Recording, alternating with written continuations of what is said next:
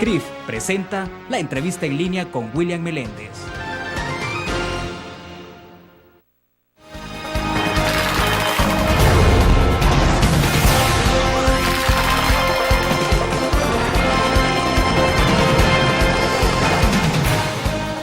Bienvenidos, nos acompaña usted en la entrevista en línea en este lunes 10 de octubre de 2011. Un saludo a usted que está con nosotros a través de laprensagráfica.com y en Canal 25 a las 9 de la noche. Pueden enviar sus comentarios y participar. Estamos transmitiendo en tiempo real desde la sala de redacción de La Prensa Gráfica. La semana pasada ocurrieron varios cambios al interior del gabinete. Dos reconocidas figuras de cambio democrático al interior del Ejecutivo fueron removidas, como el viceministro de Economía y el presidente del Fondo Social para la Vivienda. A la base se supone que estaría la participación de ambos en actos proselitistas, pero se cree que hay más aristas alrededor de este caso en particular. De ese tema y del entorno social y político que vive nuestro país vamos a conversar en la entrevista. Desde luego vamos a entrar conversando sobre la situación que se ha generado y particularmente de la convención que realizó el partido en el gobierno FMLN el día de ayer domingo. Está con nosotros en nuestros estudios Óscar Godoy. Él es un reconocido politólogo, docente universitario de nuestro país. Óscar, bienvenido, un gusto. Buenos días, William. Buenos días, Salvador. Bueno, para comenzar, Óscar, quisiéramos hacer alguna reflexión que nos hiciera el análisis sobre... Está la convención del FMLN el día de ayer, un poco los planteamientos que hubo, la continuidad por el cambio, tal parece que han tomado la decisión de continuar acuñando esa palabra, la palabra del cambio, que fue la que les dio de alguna forma la victoria en el 2009. Ese es un punto particular que me gustaría que nos hiciera su análisis. ¿Es posible que al FMLN le pueda terminar siendo redituable continuar con la palabra cambio a las puertas de una elección para diputados y alcaldes? Bueno, recordemos que hemos entrado a una fase propiamente electoral. Entonces, en lo electoral uno lo que mide es el discurso, y el discurso necesariamente va orientado en este momento a activar, por decir algo, la moral de la militancia. Es un discurso orientado a la militancia, una militancia pues que está descontenta con el FMLN, un FMLN que se desconectó de sus bases, un FMLN que apostó por un elitismo burocrático, y que es precisamente ahí donde adquiere sentido un discurso manipulador, ¿verdad? Un discurso de la maniobra, un discurso para hacerle creer a la gente que aquí han cambiado las cosas y que hay que seguir. Y es que el FMLN no lo puede decir de otro modo. El FMLN no puede en este momento aceptar que sus grandes propuestas y sus grandes proyectos y sus grandes ofertas electorales de hace 2 años y medio no funcionaron, ¿verdad? Sin embargo, no tiene otra cosa que decir. Cambio es la palabra obligada, digamos, para ellos. Ahora, pero bueno, no sé, ayer el FMLN logró llenar el gimnasio, el anfiteatro de la Feria Internacional, tal cual lo hizo el Partido Arena también hace aproximadamente 15 días atrás, o un poco más de 15 días. Es decir, si se ve desde esa perspectiva, uno dice, bueno, están muy consolidados, están fuertes. Sí, pero usted me dice que es un mensaje estrictamente para la base, en este momento. En este momento, porque recordemos que este es el punto de partida, ¿verdad?, de una carrera. El FMLN es una maquinaria electoral, ¿verdad? Terminó siendo una maquinaria electoral exitosa, una maquinaria electoral muy fuerte, una maquinaria electoral con muchos recursos financieros, y recordemos que llenar estadios y todo eso implica mucho dinero, y eso es lo que hay, ¿verdad? El problema es para aquellos que no tienen ni bases ni dinero, ¿verdad? El FMLN tiene bases, ¿verdad? Y no hay que negarlo, ¿verdad? Lo que hay que preguntarle es si esa capacidad de mover bases se va a convertir realmente en una maquinaria para producir votos. Esa es la gran pregunta, ¿verdad? Porque no solo son las bases ni son solo los militantes quienes van a votar en las próximas elecciones. En las elecciones vota la gente y es la gente la que está descontenta. Pero ¿usted cree que hay descontento al interior del FMLN incluso? Es decir, que haya gente que esté... ¿Qué es lo que le puede estar molestando a la base en el FMLN o a la gente que creyó justamente en el cambio y que fue el que le dio el voto y que no necesariamente es gente de izquierda o es gente del FMLN? Recordemos que la base lo que le reclama al FMLN es que la gran oferta de cambio no se consolidó, ¿verdad? El FMLN había apostado por una oferta de un gobierno de izquierda en el que todos creían que iban a estar bien. Si uno descompone, por ejemplo, las bases magisteriales de este país, que yo oía, por ejemplo, en las elecciones pasadas, hoy nos van a tratar mejor, vamos a estar bien, vamos a tener mejores sueldos, Sin embargo, el deterioro de ese segmento de militancias y de simpatizantes está deteriorado. Si uno ve, por ejemplo, la clase trabajadora, ¿verdad?, que esperaba también tener un estatus mejor con un gobierno de izquierda, que esperaban más empleo, mejores salarios, mejores prestaciones, también ahí hay frustración, ¿verdad? Si uno mira, por ejemplo, las clases medias y las clases profesionales que básicamente le dieron la victoria electoral al FMLN en las elecciones pasadas, también están muy descontentas, ¿verdad? Porque son las que han perdido capacidad de compra, capacidad de pago, son las que han deteriorado su estilo de vida, que también están muy descontentos. Y no digamos las bases duras y las bases históricas, ¿verdad? Que uno las puede medir en los diferentes blogs de la izquierda, que todos están despotricando contra el FMLN, todos están señalando la inmoralidad de un FMLN que se asoció con la corrupción, ¿verdad?, y que no se asoció con la transformación. Esa es una crítica muy fuerte que se hace en los blogs. Perfecto, vamos a ir a otra pausa. Cuando regresemos retomamos el análisis, porque creo que es importante que nos pueda decir usted cuáles son, digamos, aquellas cosas que más le pesan al FMLN y que le puede volver mucho más difícil explicarle a alguien que no es del FMLN y que marca la diferencia en un resultado electoral, de convencerlo a que vote nuevamente por ellos. Vamos a la pausa, volvemos.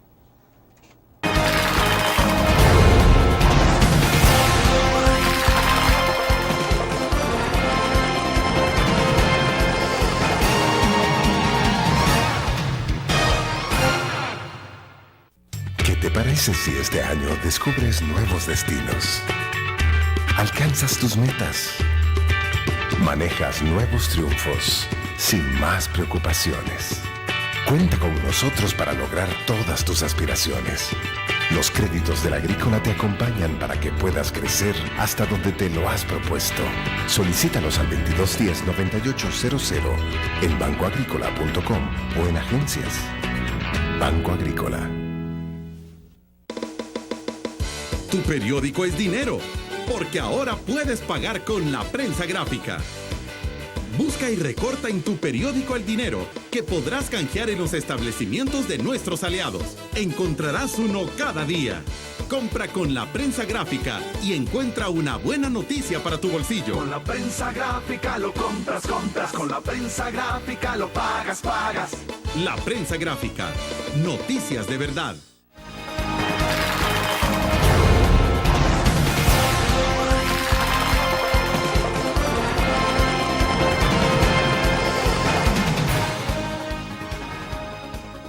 En este momento está con nosotros en línea Antonio Emilio Comandari Enríquez y nos dice, Oscar, dice, buenos días, ¿por qué se sigue sacando tanto profesional en este país si ni empleo remunerado encuentran? ¿Por qué no apostarle a la mano de obra calificada y abrir fábricas? Dice que acaso nadie nota que las profesiones universitarias están súper devaluadas. Un comentario. Sí, definitivamente, como hablábamos al principio, las clases medias, que es aquellas que se están formando, las que están graduándose, las que están graduadas son las que están recibiendo con mayor fuerza el impacto del deterioro de la economía del país, ¿verdad? La clase media cuesta construirla en un país, ¿verdad? Y es la que hace un esfuerzo enorme por salir de pobreza. Sin embargo, es la que se frustra cuando no encuentra oportunidades, ¿verdad? Un país que no le apuesta a inversiones estratégicas que permita absorber toda esa cantidad de fuerza laboral técnica, de esa fuerza laboral formada, de esa fuerza laboral profesional, que el sistema no es capaz de absorberla. Esa es un segmento de población que se frustra porque es precisamente quien tenía una gran esperanza de una mejor condición de vida, y lo que encuentran es un vacío de oportunidades, ¿verdad? Y que uno se pregunta, ¿y ahora qué, verdad? Ya luché, ya me formé, ya me gradué, y lo que estoy sintiendo es deterioro de mi calidad de vida, ¿verdad? Y esta es la gente que precisamente permitió que el FMLN ganara en las elecciones pasadas, ¿verdad? Ahora pregunto yo, ¿esta misma clase media, esta clase formada, esta clase con otra visión de país, va a hacer la diferencia en estas otras elecciones? Porque esa es una pregunta que hay que hacer, la verdad. Si quien dio victoria puede quitar victoria, ¿verdad? Son preguntas que uno debe hacerse, ¿verdad? La lógica indicaría que no, ¿verdad? Porque yo no creo que la gente pueda repetir 2 veces el mismo error, ¿verdad? Sin embargo, ocurre, y ese es el temor que a veces se da, ¿verdad? Le decía en el segmento pasado, Oscar, bueno, usted me decía que incluso hay quienes pueden tener la percepción de que venga un FMLN que se asoció a la corrupción. Sería una afirmación bastante fuerte. Es que es fuerte, ¿verdad? Porque una de las grandes promesas de la campaña pasada era una lucha contra la corrupción, ¿verdad? Uno esperaba que a estas alturas grandes figuras de las políticas que se asociaron a la construcción de fortunas desde el aparato de Estado estuvieran en otra condición. Sin embargo, los movimientos que uno ve desde Casa Presidencial, desde el FMLN mismo, uno ve que todo el mundo está pescando para sí. Las alianzas estratégicas que se están dando en el país no son alianzas políticas para construir país, ni mucho menos para construir democracia. Son alianzas para crear bloques empresariales de nuevo tipo, ¿verdad?, que permiten hacer contrapesos a los capitales tradicionales, a los capitales convencionales, ¿verdad? Uno ve un presidente, ¿verdad?, muy vinculado a negocios por aquí, por allá, ¿verdad?, un FMLN que calla y que entra en un silencio cómplice, ¿verdad? Uno esperaría que a estas alturas el FMLN hubiera hecho una lucha férrea contra la corrupción. Uno esperaría que el FMLN hubiera tomado una postura un poco más seria y más ética en materia de política, y sin embargo el FMLN también tiene una dinámica muy particular, ¿verdad? Y entonces uno se pregunta, ¿cuáles son las alianzas que se están consolidando? Son aquellas alrededor de grandes negocios, y de ahí que uno ve que Cel, que esto y que lo otro, que las licitaciones, que el combustible, que Alba Petróleo.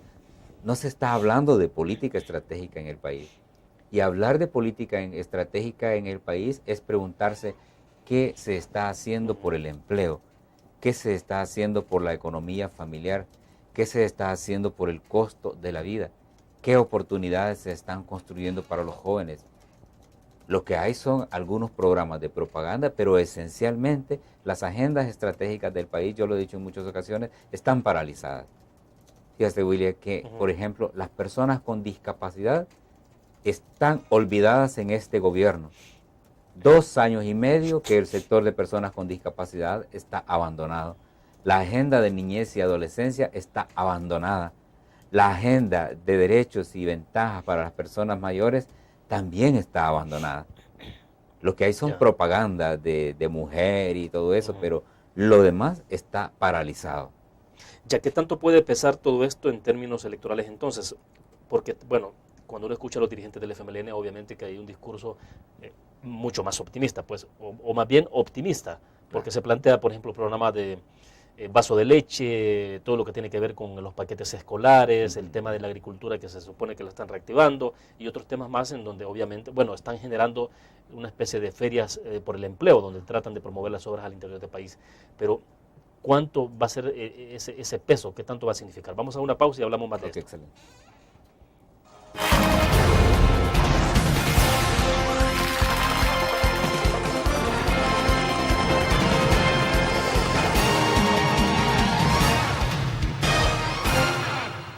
¿Qué te parece si este año estrenas ilusiones?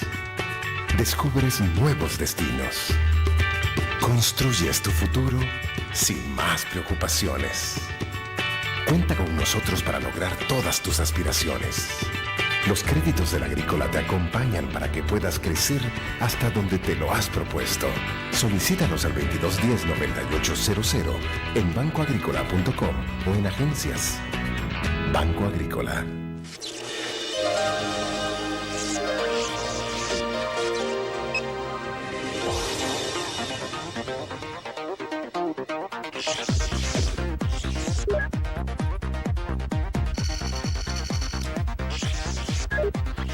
Estimulamos tus sentidos para que leas, veas, escuches e interactúes con la verdad.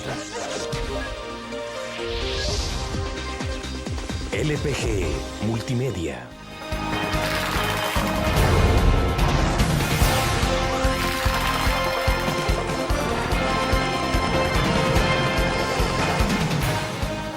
Está con nosotros en nuestros estudios Óscar Godoy, reconocido politólogo y catedrático universitario en nuestro país. Óscar, ¿será muy difícil entonces para el FMLN poder hacer que en una balanza donde se pesen logros o desaciertos, para ellos pese más los logros que se han dado en 2 años y medio de gobierno, de gestión gubernamental? Sí, la verdad es que es difícil para el FMLN, porque si el FMLN tuviera hoy la postura crítica que tenía hace 10 o 15 años, el FMLN se estaría autocensurando y autocuestionando, porque precisamente lo que ellos criticaron durante décadas era los enfoques asistencialistas y los enfoques propagandistas de los gobiernos anteriores.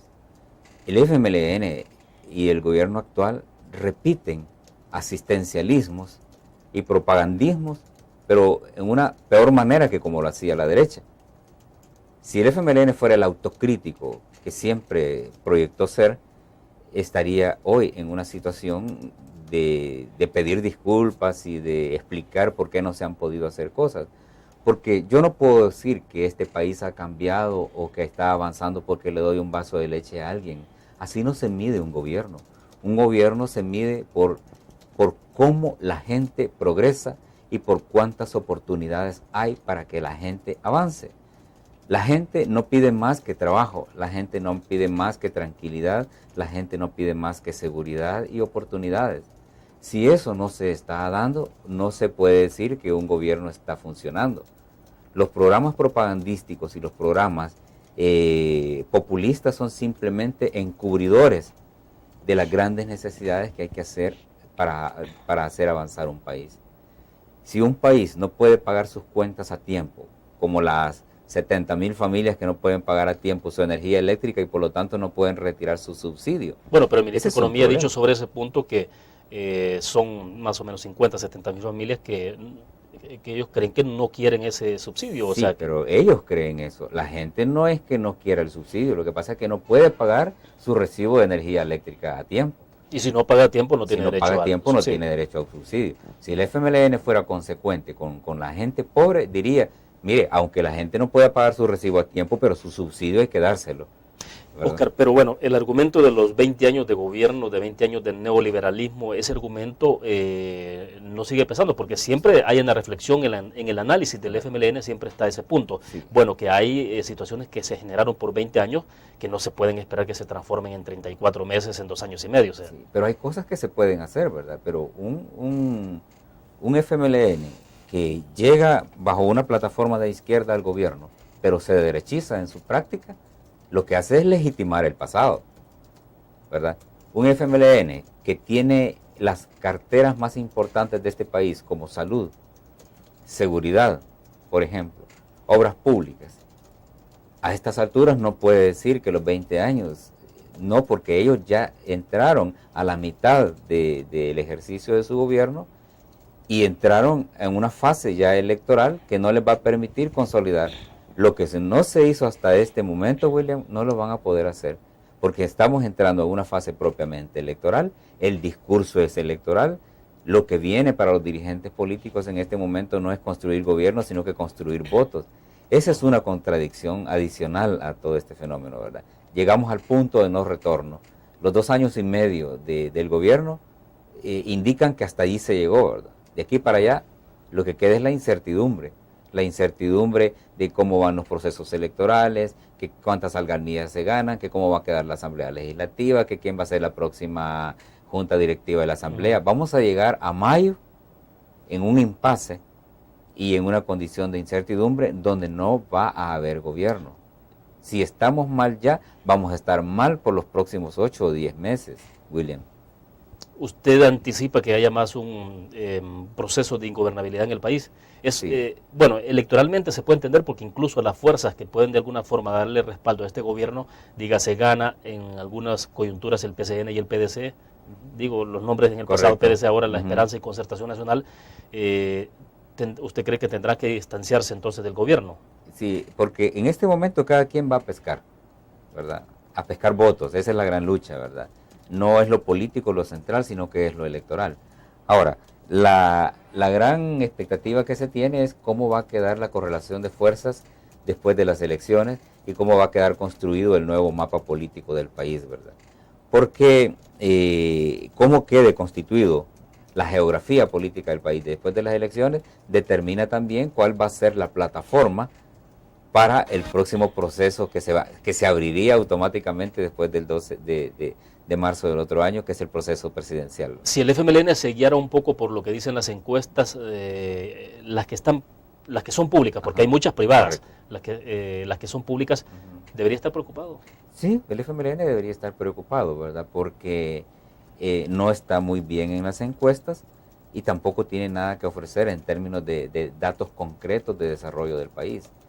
Porque ir a una elección y decir que mi gran logro es dar zapatos y un vaso de leche es un discurso falaz, ¿verdad? Es un discurso poco serio y con poco sustento, ¿verdad? Que hay que pensar que la gente ya no es tan sencilla para creer que ese es el cambio. El cambio era una promesa de esperanza, de transformación, de bienestar, de vivir mejor. Esa promesa quedó solo ahí como una promesa. Y es lamentable porque es una promesa que queda vacía teniendo todo el aparato del gobierno. Ahora, decirle a la gente que el cambio sigue, ¿verdad?, es también decirle las cosas van a seguir igual, ¿verdad?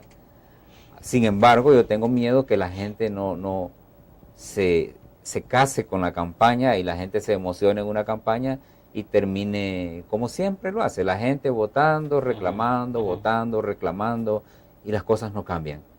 Pero sí hay élites que cambian, hay élites que crecen, que se hacen empresarios, que se enriquecen, que cambian de estatus de vida, que convierten el discurso revolucionario en una simple maniobra para manejar la psicología de la gente, pero que la apuesta es de otro tipo. Comprando muchos ranchos en la playa. Correcto. Bueno, vamos a una pausa. Cuando regresemos quiero leer comentarios en Facebook porque anunciamos justamente que estaría usted con nosotros y preguntamos sobre qué opinaba de la decisión del presidente Funes de prohibir que sus funcionarios participen en actos proselitistas a propósito de lo que ha ocurrido con Cambio Democrático. Vamos a la pausa y volvemos.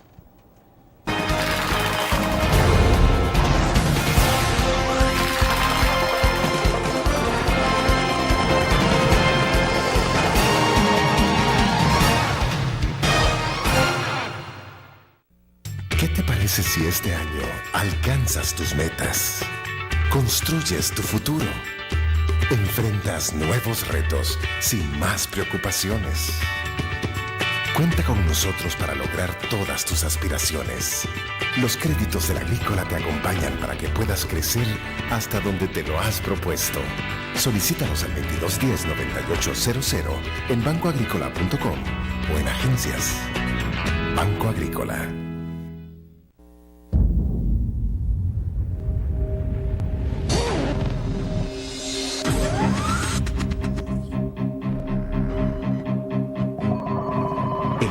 Una estrategia financiera desde los negocios y la actividad económica hacia toda Centroamérica.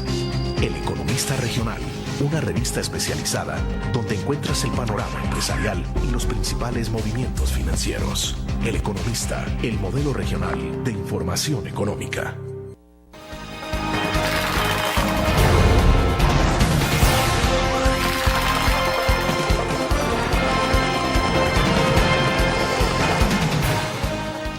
Bien, la semana pasada el presidente Funes destituyó a 2 reconocidos funcionarios, también muy destacados dentro del ámbito político en Cambio Democrático, concretamente el caso del presidente del Fondo Social para la Vivienda y el viceministro de Economía, porque participaron en un acto proselitista. Ese fue el argumento central. Preguntamos en Facebook qué opina de la decisión que tomó el presidente de prohibir participación de funcionarios en ese tipo de eventos.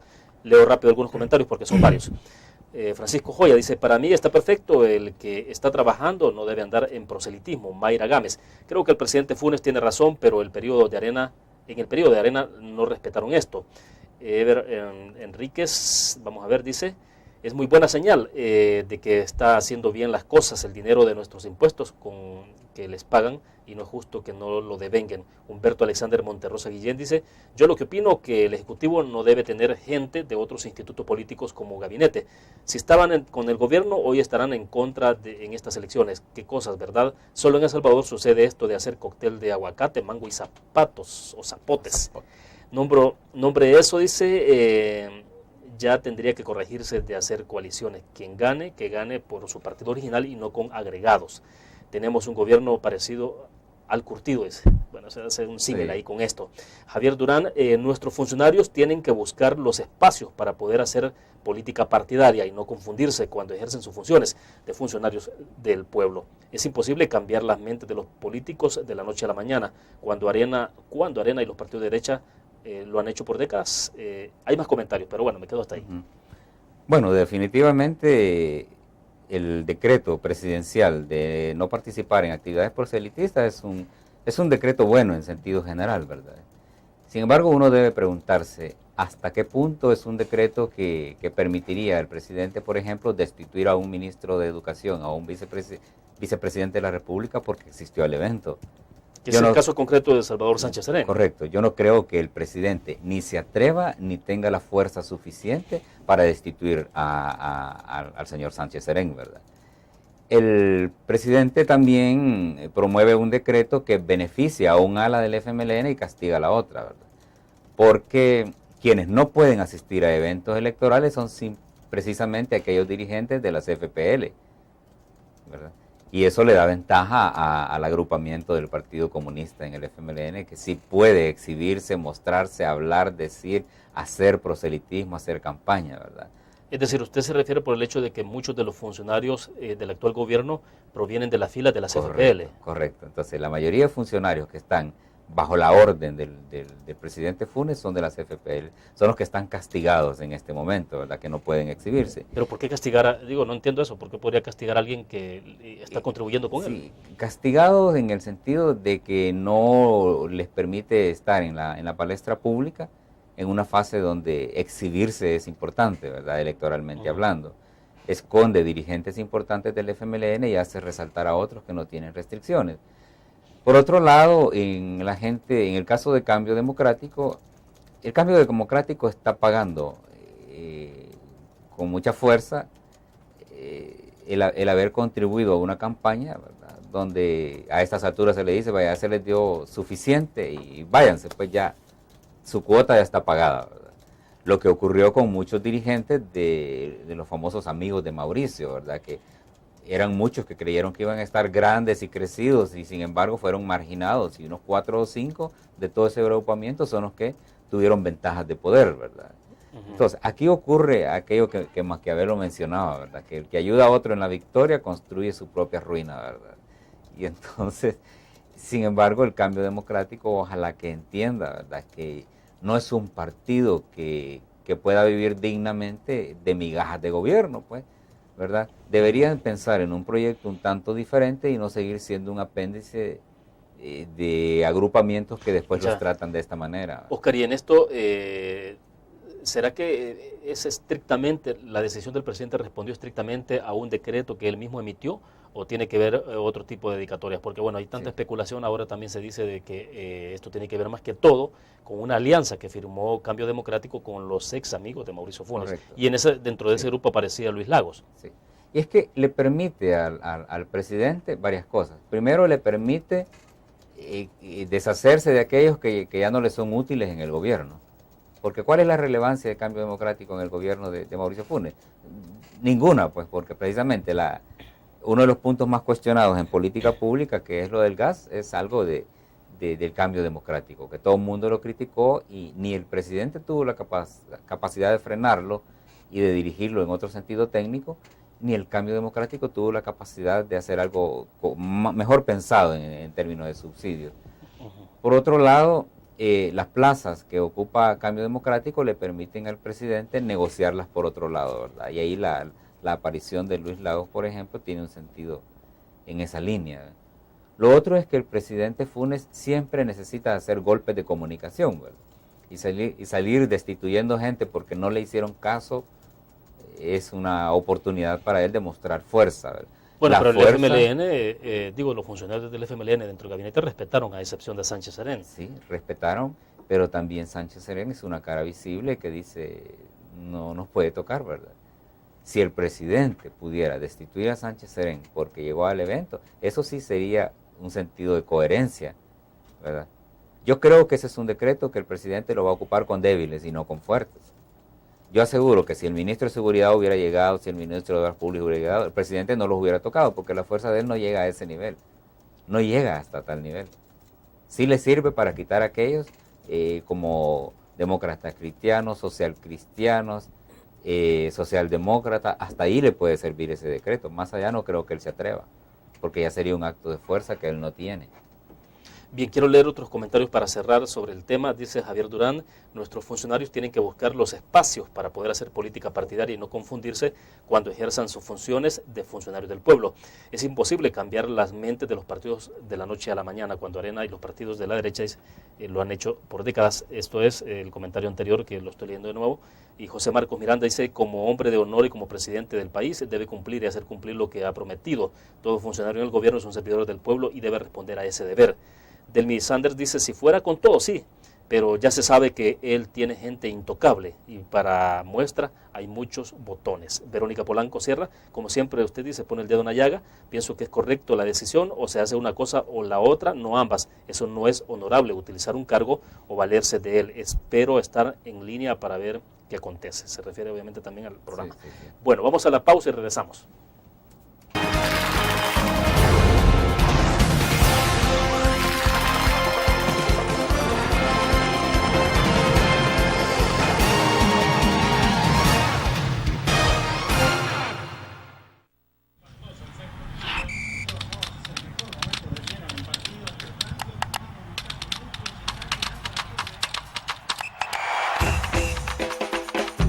La emoción del deporte está en www.elgráfico.com.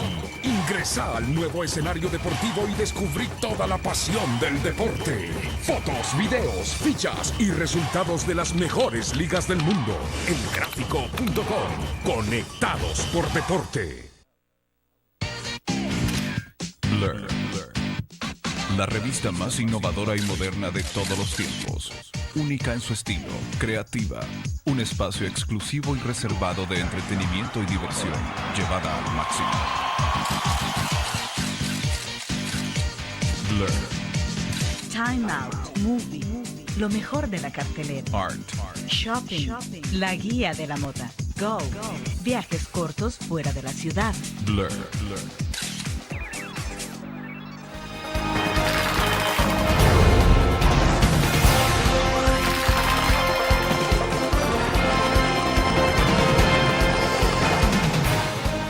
Oscar, creo que es interesante analizar también cómo es esta recomposición que se puede dar dentro del gabinete, este caso que es en particular de Cambio Democrático, otras alianzas, bueno, ya trascienden incluso en los cables de Wikileaks, la cercanía de Ghana, que no es nada novedoso, desde luego, pero ya se va reconfirmando, digamos, la cercanía de Ghana con el presidente Funes, al grado de que algún dirigente del partido Ghana habría dicho en su momento que consideraban al presidente Funes casi como un padre y como ellos hijos adoptivos. Sí. Pero bueno, el punto es que en términos prácticos hay señales que estarían reconfirmando estos hechos, y de cara a las elecciones de 2012 o 2014, ¿cómo se ven estos movimientos?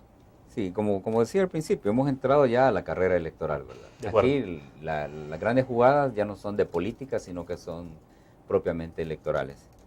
El presidente está pasando una etapa muy difícil, ¿verdad? Porque ha perdido cohesión y ha perdido racionalidad en todo el manejo del aparato de Estado, y para eso necesita a veces condiciones de fuerza, y esas condiciones de fuerza se les pueden garantizar las alianzas que haga, ¿verdad?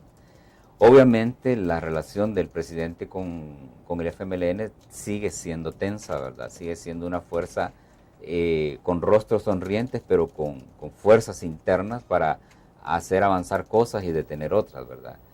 Ghana se enbisagra adecuadamente de una manera muy inteligente y mantiene digamos, su correlación particular como partido anclado al gobierno, en el sentido de oportunidades y favores, pero también en el sentido de que los dueños de Ghana, los que no vemos, ¿verdad?, también están en grandes alianzas de negocios, ¿verdad? Ahora, pero el presidente Funes, el FMLN, coinciden alrededor de Ghana, es decir, están bastante cómodos con el papel de Ghana. Coinciden, ¿verdad? Porque recordemos que Ghana no se ha manifestado hasta el momento como un partido que realmente tenga un planteamiento propio, que tenga ideología concreta, que tenga una racionalidad en cuanto a propuesta de país, ¿verdad? Ghana es un partido que está construyendo poderes fácticos y que la gran proyección de Ghana es manifestarse contra Arena. Y al Ghana, mientras siga siendo un partido que psicológicamente no se desprende de Arena, eso le sirve al FMLN, porque el enemigo del FMLN es Arena, pero también le sirve al presidente porque quienes le antagonizan algunas medidas de política pública al presidente es Arena. Entonces Ghana se convierte como en un instrumento fácil, ¿verdad?, para mantener esa pugna, ¿verdad? Ya, pero volviendo un poco colocando en perspectiva el tema, es decir, vienen elecciones, tampoco a Ghana le puede hacer ganancioso continuar en ese papel. Es decir, Sí. porque tendrá que mostrar esa identidad, me imagino, para los votantes. O sea, porque un votante puede decir, bueno, pero ¿cuál es la diferencia entonces entre Gana, el presidente Funes o el FMLN, si están en el poder? Entonces, alguien puede decir, mejor voto directamente por el FMLN. Y es que eso es lo interesante, ¿verdad? De que Gana va a luchar por construir una fracción legislativa, ya sea electoralmente o por otros medios, de manera que pueda permitirle siempre tener una mayoría favorable al presidente y favorable al FMLN, ¿verdad? Porque en la medida en que logre eso va a seguir antagonizando con Arena, ¿verdad? Esa sería la gran apuesta de Gana. La pregunta es, ¿realmente Gana va a lograr construir una base legislativa que le dé las ventajas que tiene ahora? Eso es lo que no sabemos, ¿verdad? Porque mientras Gana se siga manifestando como un partido enojado con Arena y que Arena es mal, mientras eso ocurra, Gana no va a adquirir una identidad que le permita atraer votantes. Bueno, sería la primera vez que un partido producto de una decisión o una división logra consolidarse como una fuerza política. Es decir, no lo logró el PD en su momento, no lo lograron los renovadores en el caso del FMLN. Es decir, quien más conoce de esto es el FMLN. Sí, pero la diferencia está en que Gana, en primer lugar, es una decisión. Hasta el momento Gana es una decisión. No es un partido construido, ¿verdad? Sino que no están probados electoralmente. Sí, no está, sino que Gana es una decisión, ¿verdad? Su grupo parlamentario son escindidos de un partido en el que nacieron, en primer lugar. Gana no tiene todavía una prueba de fuego electoralmente, ¿verdad? Lo que le ha permitido a Gana también avanzar, además de su grupo electoral, de su grupo parlamentario, es la capacidad de recursos que tiene, ¿verdad? Y las acumulaciones que hicieron en el gobierno. Que eso no lo han tenido los otros ensayos, como el PD, el PAIS, todos esos otros partidos nunca han venido de condiciones de poder y no han tenido recursos suficientes para proyectarse.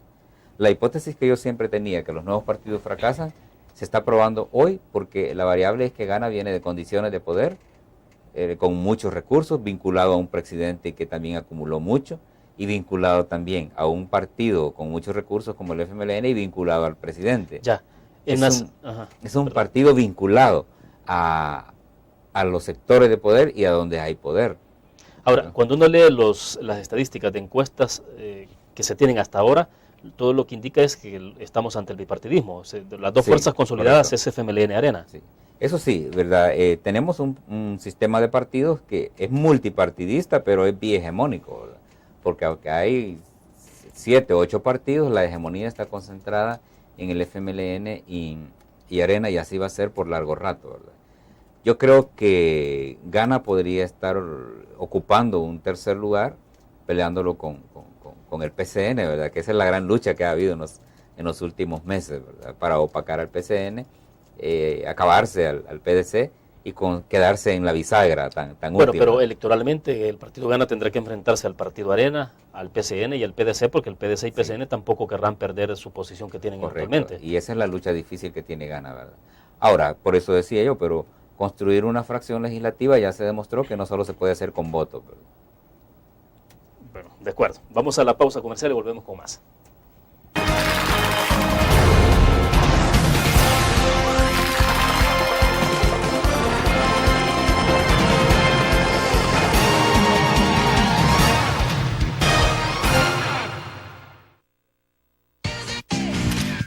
Learn. La revista más innovadora y moderna de todos los tiempos. Única en su estilo, creativa. Un espacio exclusivo y reservado de entretenimiento y diversión, llevada al máximo. Learn. Time Out, Movie, lo mejor de la cartelera. Art. Shopping, la guía de la moda. Go, viajes cortos fuera de la ciudad. Blur. Tu periódico es dinero, porque ahora puedes pagar con la prensa gráfica. Busca y recorta en tu periódico el dinero, que podrás canjear en los establecimientos de nuestros aliados. Encontrarás uno cada día. Compra con la prensa gráfica y encuentra una buena noticia para tu bolsillo. Con la prensa gráfica lo compras. Con la prensa gráfica lo pagas. La prensa gráfica. Noticias de verdad.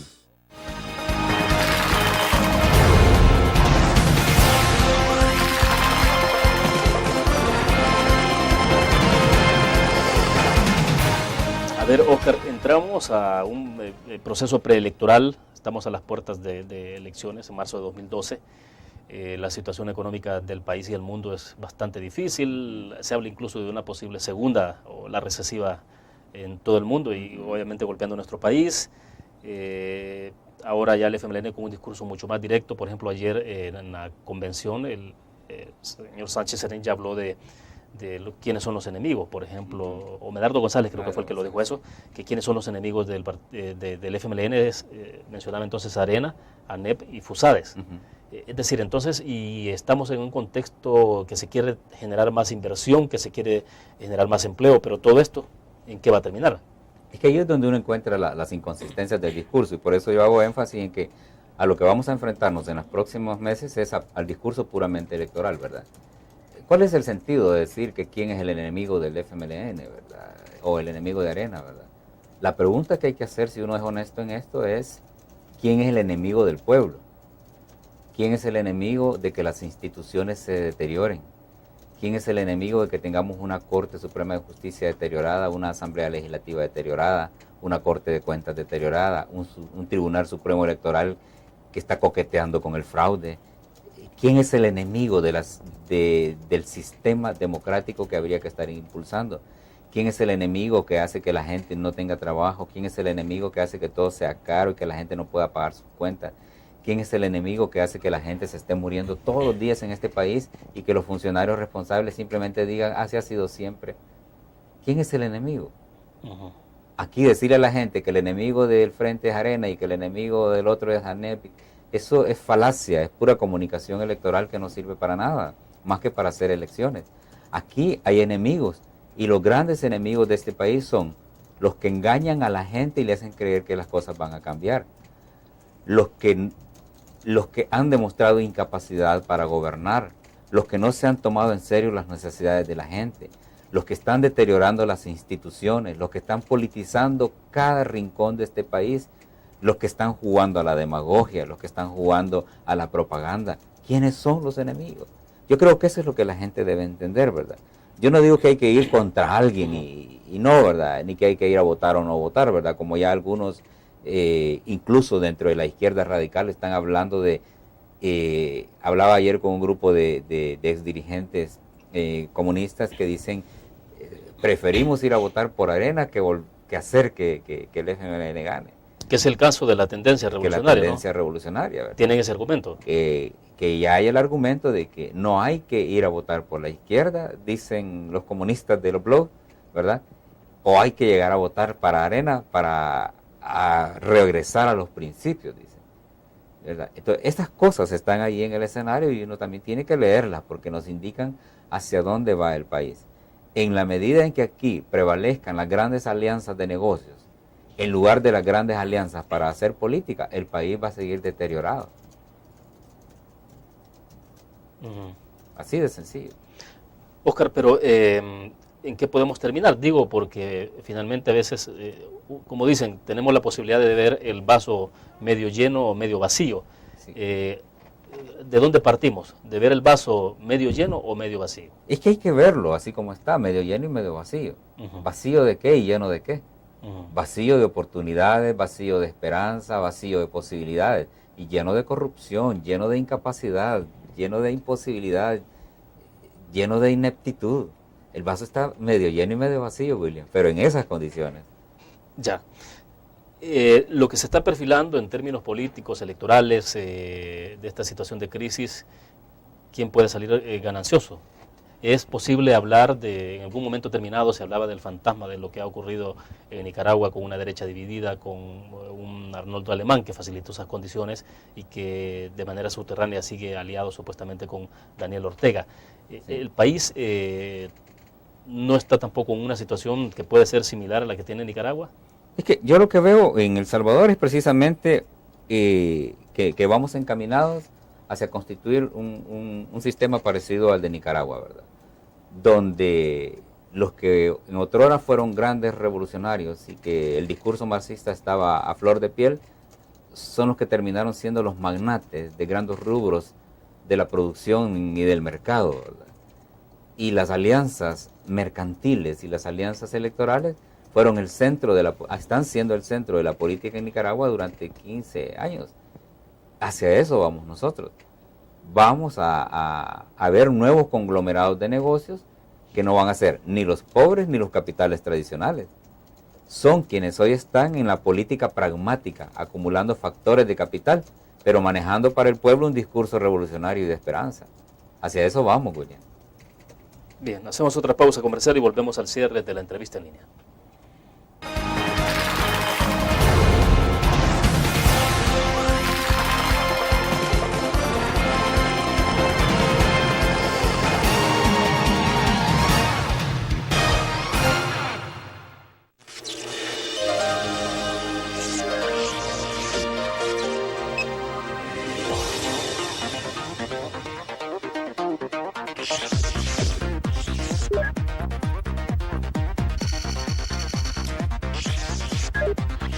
Estimulamos tus sentidos para que leas, veas, escuches e interactúes con la verdad.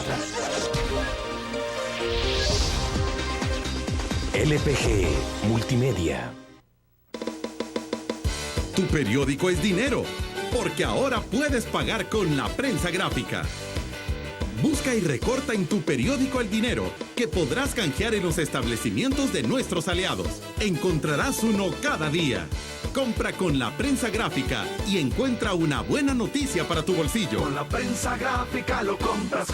Con la prensa gráfica lo pagas. La prensa gráfica. Noticias de verdad.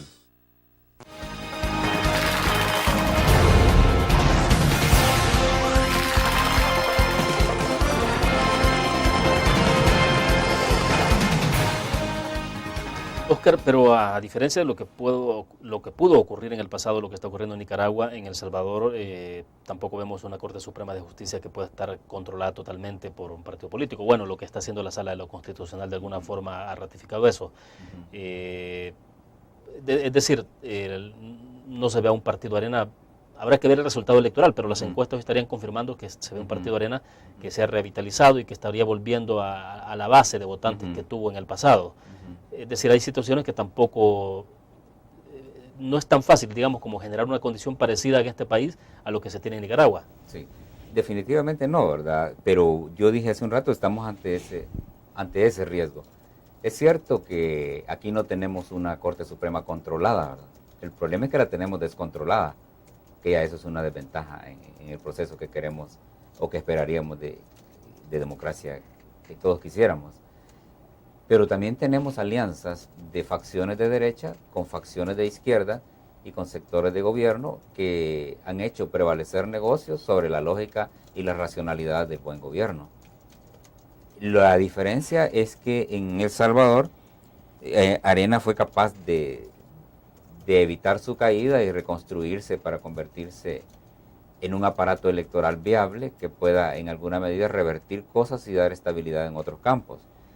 Aunque Arena siempre tiene una amenaza, es la amenaza interna de las candidaturas y las personas. Si Arena se mantiene como hasta ahora, sin entrar en ese juego de las candidaturas, va a lograr avanzar hasta tener una plataforma electoral y una plataforma de grupo legislativo que le pueda dar consistencia para la próxima fase electoral, que son las elecciones presidenciales, ¿verdad? Claro, pero este resultado de marzo es clave. Sí. Y por lo menos hasta ahora, en términos de candidaturas a diputados y alcaldes, han superado esa dificultad. Y han logrado consolidar el aparato y la maquinaria, ¿verdad? Eso en alguna medida, pues, da Ya. Oscar, perdone, en el pasado, o sea, antes de las elecciones de 2009, la gran discusión era si el país estaba preparado para la alternancia, para la alternabilidad, si Arena estaba preparado para dar ese paso y decir en un momento determinado, entregarle la banda presidencial a un presidente de izquierda, en este caso el caso de Mauricio Funes. El Tribunal Supremo Electoral lo hizo Walter Araujo, es decir, se tomó esa decisión, no hubo ninguna objeción y hubo esa alternabilidad. Sí. El FMLN se puede ver preparado en este juego democrático a devolver el poder a la derecha. Es que esa es una cosa en la que vamos a estar probando qué tanto resiste el sistema, ¿verdad? Porque en cierta medida la derecha tuvo la capacidad de entregar el poder, ¿verdad? Porque también había medido que lo que iba a cambiar era quién representaba el Ejecutivo, ¿verdad? Pero el sistema sigue siendo el mismo. ¿verdad? Un gobierno que se postuló como una oferta de izquierda terminó siendo un gobierno de derecha, y muy de derecha, ¿verdad? Un candidato presidencial, ¿verdad? Que cuando era periodista utilizaba la arenga y el discurso como un planteamiento ideológico distinto, en la práctica resultó ser de los mismos, ¿verdad? Una persona de derecha muy marcada, ¿verdad? Y con pretensiones de derechas muy fuertes, ¿verdad? Que la práctica lo ha demostrado, y un FMLN pues que no fue capaz de ponerle un sello diferente al modo de hacer gobierno, ¿verdad? Entonces, la derechización de un posible gobierno de izquierda hizo que la derecha pues no tuviera ningún problema para... Ahora, la pregunta es, ¿va hoy la izquierda a entregar el poder si lo pierde legítimamente en las urnas? O, como lo decían el jueves en una universidad muy seria en este país, de que se podría estar tentado a jugar al fraude desde el Tribunal Supremo Electoral, ¿verdad? Yo decía en ese foro y en esa discusión con connotados académicos que sería algo muy peligroso el pretender, desde el control que se tiene en el Tribunal Supremo Electoral, jugar al fraude, porque eso sí podría sensibilizar demasiado la poca estabilidad que se tiene, ¿verdad? El fraude siempre es una tentación cuando hay que defender mucho, ¿verdad? El FMLN tiene mucho que defender, ¿verdad? Porque las ventajas económicas que ha tenido al estar en el gobierno no las va a tener de otro modo. Pero querer mantener ventajas a través de coquetear con el fraude es algo muy peligroso, y quienes tengan que ver en esto para evitarlo tienen que involucrarse. ¿Usted cree que los 3 magistrados que votaron a favor de la cancelación del PDC y que decidieron cancelar al PDC y el PCN de la forma en que se hizo, del método refiero, habrán coqueteado con el fraude o no? Sí, porque no era atribución de ellos hacerlo tal como lo hicieron, ¿verdad? El modo, el método fue fraudulento, independientemente de que todos coincidan en que habría que liquidar a los otros partidos. Pero eso crea un antecedente peligroso, porque eso les permite a ellos probar cómo se aglutinan las fuerzas y cómo se correlacionan las fuerzas ante medidas de este tipo. Una especie de medición. Una especie de medición. Ya. Bueno, vamos a conversar más adelante siempre sobre estos temas. Oscar, le agradezco que haya compartido con nosotros. Gracias, William, fue un placer estar con ustedes. Bueno, el día de mañana estará con nosotros en nuestros estudios Luis Mario Rodríguez, del área de asuntos legales, jurídicos de FUSADES, para conversar también sobre reformas electorales, de cómo se anticipan las elecciones de 2012. Nos vemos entonces mañana.